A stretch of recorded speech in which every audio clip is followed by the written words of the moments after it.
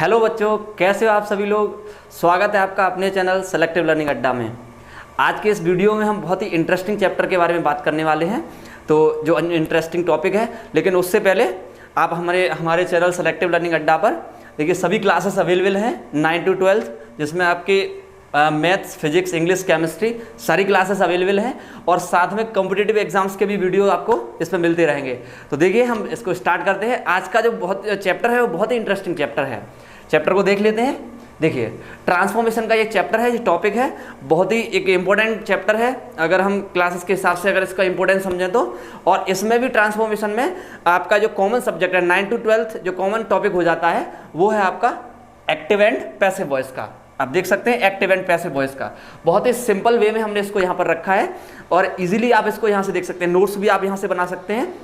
तो देखिए एक्टिव और पैसिव वॉइस के बारे में एक जनरल सी इंफॉर्मेशन यहाँ पर दी गई है कि एक्टिव वॉइस में क्या होता है, subject is main, passive voice में क्या होता है, ऑब्जेक्ट इज मेन। ठीक है, इसकी डेफिनेशन हम कह सकते हैं कि एक्टिव वॉइस क्या होता है। तो आप एक्टिव वॉइस में कह सकते हैं सब्जेक्ट इज मेन, यहाँ पर सब्जेक्ट को मतलब प्रधानता दी जाती है, और पैसिव वॉइस में ऑब्जेक्ट इज मेन, यानी कि यहाँ पर ऑब्जेक्ट को प्रधानता दी जाती है। ठीक है, तो विदाउट डिले इसके रूल्स वगैरह देख लेते हैं। तो देखिए बहुत सिंपल सी डेफिनेशन, ज़्यादा कुछ नहीं है एक्टिव पैसिव में, जैसा बुक्स में लिखा है बहुत लंबी सी डेफिनेशन दी होती है, लेकिन यहाँ पर ऐसा कुछ नहीं है। देखिए पहला क्या है, general rules for changing sentences from active to passive voice. कुछ जनरल रूल्स हैं उनको हम पढ़ लेते हैं। सबसे पहला है आपको सब्जेक्ट को ऑब्जेक्ट में चेंज करना है और ऑब्जेक्ट को सब्जेक्ट में चेंज करना है, जैसा कि आप देख सकते हैं सब्जेक्ट को ऑब्जेक्ट बनाना, ऑब्जेक्ट को सब्जेक्ट। सेकंड वाला पॉइंट है उसमें आपको क्या करना है, helping verb plus main verb की थर्ड फॉर्म यूज करनी है। अब हेल्पिंग वर्ब और मेन वर्ब क्या होता है ये आपने अगर नहीं पढ़ा है तो आप हमारी एक और वीडियो पढ़ी हुई है उसको आप पढ़ के उसको देख सकते हैं। तो helping verb plus main verb की थर्ड फॉर्म आपको यूज करनी है, जो कि यहाँ पर लिखा हुआ ऑलवेज यूज करना है पैसिव वॉइस में।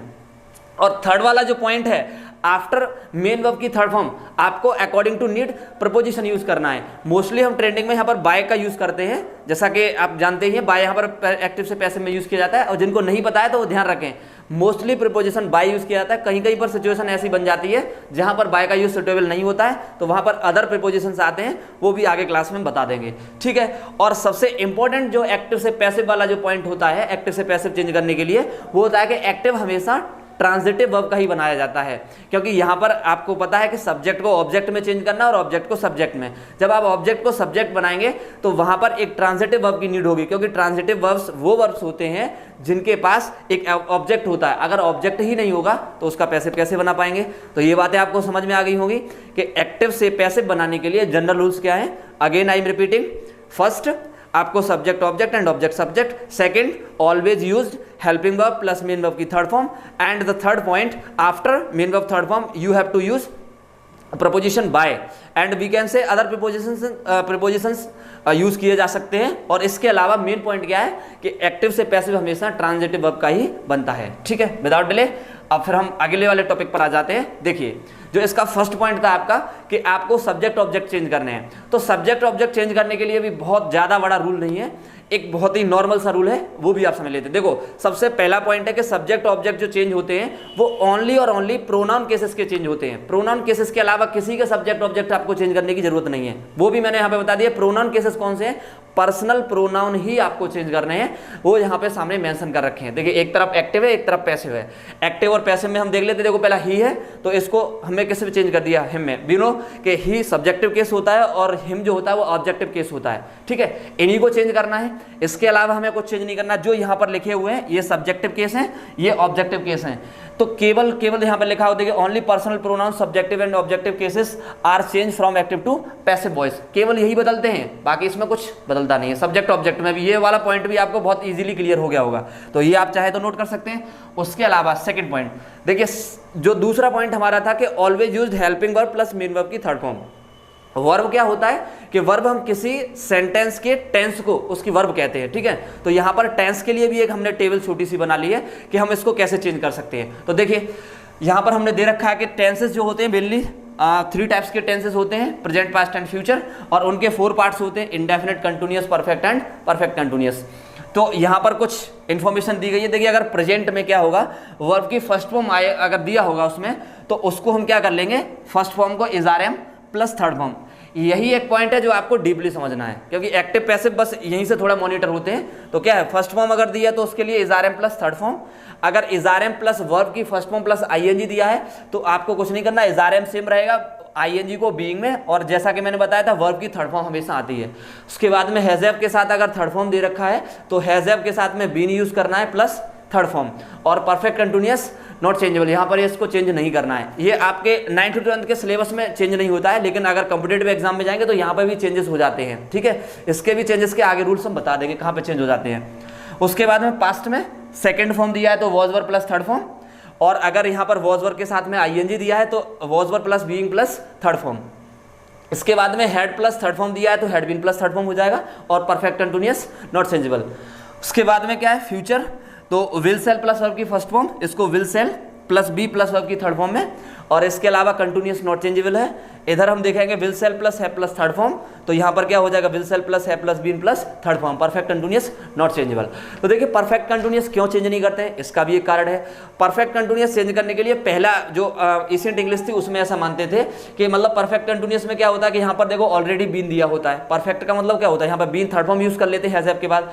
और परफेक्ट कंटिन्यूअस में जब हम आ जाते हैं तो इसकी हेल्पिंग वर्ब पहले से ही हैज हैव हैड और प्लस बीन हो जाती है, तो बीन वहाँ ऑलरेडी दे रखा होता है। फिर जो अब हम जानते हैं कंटिन्यूअस में आईएनजी आता है, आईएनजी को फिर से बीइंग में चेंज करेंगे तो डबल बार बी और बी की दो फॉर्म हो जाएंगी। लेकिन जब मॉडर्न इंग्लिश हुई तो उसमें थोड़ा इसको मॉडिफाई कर दिया गया है, पहले ऐसा नहीं था। ठीक है, तो ये टेंसेस की एक टेबल है। इसके बाद अब देखिए हम सबसे फर्स्ट पॉइंट पर आ जाते हैं। इसमें एक और पॉइंट दिया सॉरी, कि देखिए ऑल मॉडल वर्ब्स, ये तो टेंसेस वाली बात हो गई। मॉडल वर्ब्स जितनी भी हैं, जैसे आपकी would, should, may, might, can, could, must, ये मॉडल वर्ब्स हैं, एंड सो ऑन, और भी वर्ब्स हैं। और इनके साथ में क्या होता है, वर्ब की फर्स्ट फॉर्म दी होती है मॉडल वर्ब के साथ में। अब जब ये वर्ब्स आती है तो क्या करना है आपको, will be change according to, यहाँ पर मॉडल वर्ब अप्लाई करना है, उसके बाद में बी, देन मेन वर्ब की थर्ड फॉर्म। क्या करना है, मॉडल वर्ब्स ये दी हैं, ये अप्लाई करनी है। अगर कहीं भी कोई सेंटेंस में दिख जाए उसके बाद बी लगाना है, उसके बाद थर्ड फॉर्म। और इसके बाद में एक पॉइंट और है इसी नोट पॉइंट में, सेकंड वाला पॉइंट, अगर कहीं भी इन्फिनेटिव वाली कंडीशन मिलती है आपको, इन्फिनेटिव वाली कौन सी है, टू प्लस वर्ब की फर्स्ट फॉर्म, तो उसको क्या करना है, to plus be plus verb की थर्ड फॉर्म में, यानी कि to be plus first form, to plus first form को to be plus third form में। तो ये जनरल रूल्स थे जिनको हम एक्टिव से पैसिव में चेंज करते हैं। अब बाकी एक्टिव पैसिव में कुछ है नहीं। तो देखिए सबसे पहला हम पॉइंट ले लेते हैं असर्टिव सेंटेंसेस। असर्टिव सेंटेंसेस क्या होते हैं, उसके लिए हमने वीडियो ऑलरेडी इस पर अपलोड कर रखा है, आप चाहें तो उसको देख सकते हैं। एक बार मैं फिर से रिमाइंड करता हूं, ऐसे सेंटेंसेस जिसमें कोई स्टेटमेंट एक्सेप्ट किया जाता है, साथ में वो सब्जेक्ट से स्टार्ट होते हैं और उसमें एटलीस्ट मेन वर्ब एक दिया होता है, उसको हम असर्टिव सेंटेंसेस बोलते हैं। ठीक है, असर्टिव सेंटेंसेस के टू पार्ट्स होते हैं, अफर्मेटिव एंड नेगेटिव। तो दोनों ही पार्ट्स के लिए यहाँ पर एक जनरल सा फॉर्मूला है, वो आप अच्छे से देख सकते हैं। देखिए, if sentence is based on subject verb and object, subject verb object, subject verb object, ये तीनों चीजें अगर दी हैं तो समझ जाओ वो असर्टिव सेंटेंस है। अब जब ये दिया होगा तो पैसिव में उसको कैसे चेंज करेंगे, यहाँ पर हिंट बनाने के लिए मैंने लिख लिया ऑब्जेक्ट को सब्जेक्ट में, बल्कि रूल में क्या था कि ऑब्जेक्ट को सब्जेक्ट बना लेते हैं। तो सपोज कर लीजिए ये समझने के लिए यहाँ पर ऑब्जेक्ट है, बल्कि ये क्या बन जाएगा, सब्जेक्ट। उसके बाद में वर्ब जो लिखा हेल्पिंग वर्ब प्लस वर्ब की थर्ड फॉर्म में, क्योंकि ये ऑलवेज यूज किया जाएगा, इसमें कोई चेंजिंग करनी नहीं है।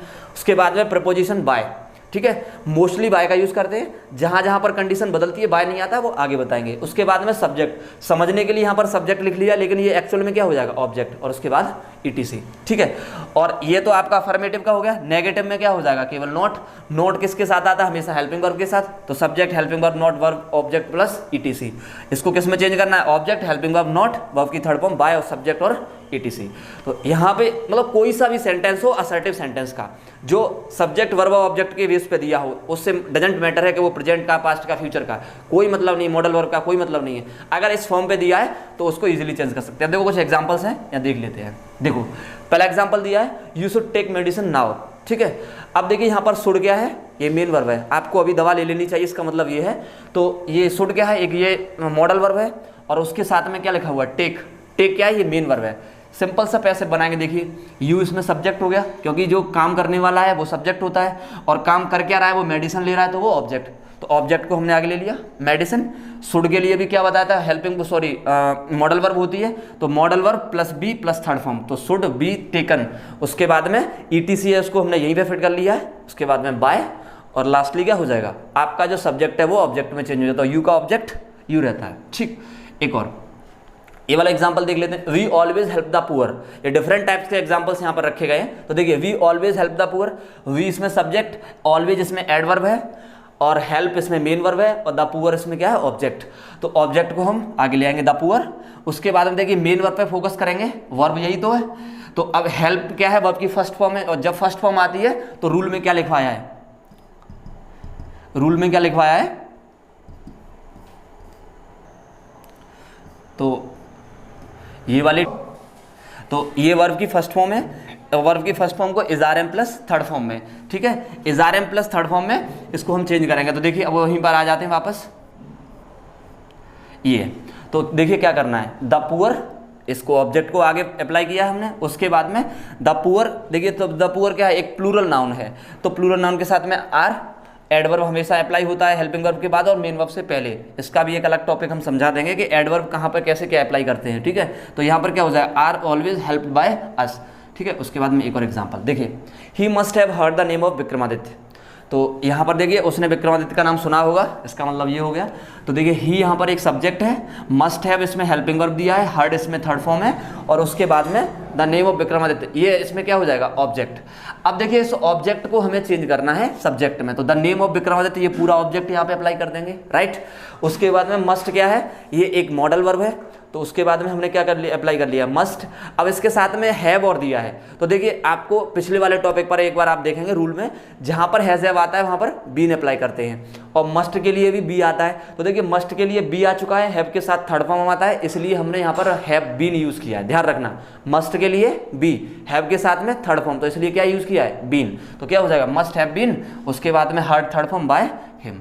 उसके बाद में देखिए एक और example, they are making a noise in the class, ठीक है। अब ये हमने कंटिन्यूअस वाला ले लिया है, ठीक। दे वर, सॉरी दे आर नहीं है, they were making a noise in the class. अब इसका मतलब वो क्लास में शोर मचा रहे थे, तो देखिए इसमें क्या करना है, दे सब्जेक्ट है, वर्ब प्लस मेकिंग ये वर्ब हो गया, उसके बाद में अ नॉइज ऑब्जेक्ट और इन द क्लास ईटीसी वर्ड हो गया। अब इसमें क्या करना है, ऑब्जेक्ट को आगे अप्लाई करना है, तो अ नॉइज यहाँ पर लिया है, अ नॉइज सिंगुलर है इसके अकॉर्डिंग, वॉज, आईएनजी को बीइंग प्लस थर्ड फॉर्म में, तो बीइंग मेड, उसके बाद में बाय, दे का them, in the class last में अप्लाई कर देंगे, ठीक है। उसके बाद देखो डिफरेंट टाइप्स के एग्जांपल्स हैं, देखो एक ये हम ये वाला और देख लेते हैं, he does not look after his parents, ठीक है, वो अपने माता पिता की देखभाल नहीं करता है। तो देखिए डज नॉट क्या है, ये फर्स्ट फॉर्म ऑफ वर्ब है, डू क्या होता है वर्ब की फर्स्ट फॉर्म होती है, तो इसको भी देखो हिज पेरेंट्स इसमें ऑब्जेक्ट हो जाएगा, आगे अप्लाई कर दिया, पेरेंट्स प्लूरल नंबर है उसके अकॉर्डिंग आर, क्योंकि ये प्रेजेंट इंडेफिनिट का हो गया। उसके बाद में नॉट, लुक की थर्ड फॉर्म लुक्ड आफ्टर, इसमें इसकी साइड वर्ब दी है तो लुक्ड आफ्टर हो जाएगा, सॉरी फ्रेज दिया है, ये लुक्ड आफ्टर ये फ्रेज है, और उसके बाद में क्या बाय हिम, तो एक एग्जाम्पल ये हो जाएगा। और एक ये last example, I am to speak the truth, सभी एग्जांपल्स हमने लगभग यहाँ पर डिस्कस कर दिए। तो देखिए I am to speak the truth, अब ये किसी टेंस को पर्टिकुलर डिनोट नहीं करेगा, तो देखिए एम टू क्या है यहाँ पर, जैसे मतलब कोई काम किसी को करना है, कोई इनकम्प्लीट वर्क है, वहाँ पर इज आर एम या हेल्पिंग वर्ब के साथ में टू का प्रयोग कर देते हैं, तो ऐसा लगता है किसी को कोई काम इनकम्प्लीट पड़ा हुआ है उसको वो पूरा करना है। इसका मतलब क्या, मुझे सच बोलना है, अभी उसने बोला नहीं है तो वो ऐसा बोल रहा है मुझे सच बोलना है, तो क्या करना है, द ट्रूथ इसमें ऑब्जेक्ट हो गया, आगे अप्लाई करेंगे द ट्रूथ, और ट्रूथ सिंगुलर है तो इसके लिए इज, यहाँ पर आई के साथ एम आया था ट्रूथ के साथ, क्योंकि ये सब्जेक्ट बन गया तो इज।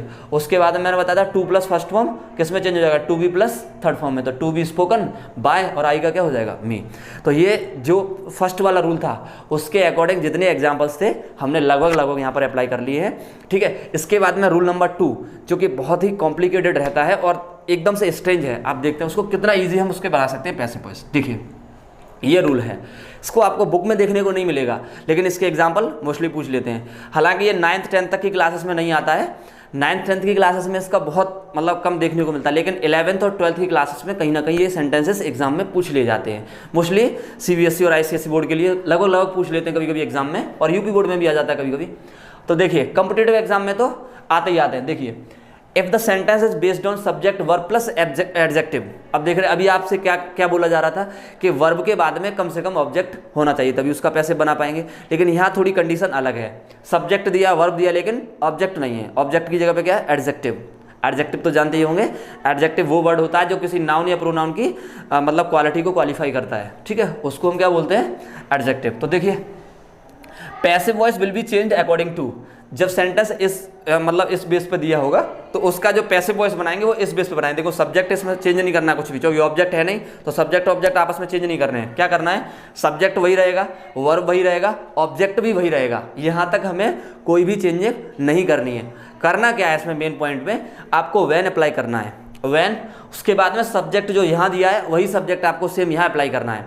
यहाँ पर अगर किसी का नाउन केस दिया है तो यहाँ पर आपको प्रोनाउन केस यूज करना है। उसके बाद में आपको क्या करना है, हेल्पिंग वर्ब। हेल्पिंग वर्ब कहाँ से आएगी, जो यहाँ दिया होगा उसके अकॉर्डिंग हेल्पिंग वर्ब आ जाएगी। जैसे मान लीजिए प्रेजेंट का है तो इज़ में चेंज कर लेते हैं, आपको पता है पैसिव वॉइस में। और उसके बाद में मेन वर्ब की थर्ड फॉर्म। अब ये मेन वर्ब की थर्ड फॉर्म आपको कहाँ से लेके आनी है, ये ऑप्शनल होगी।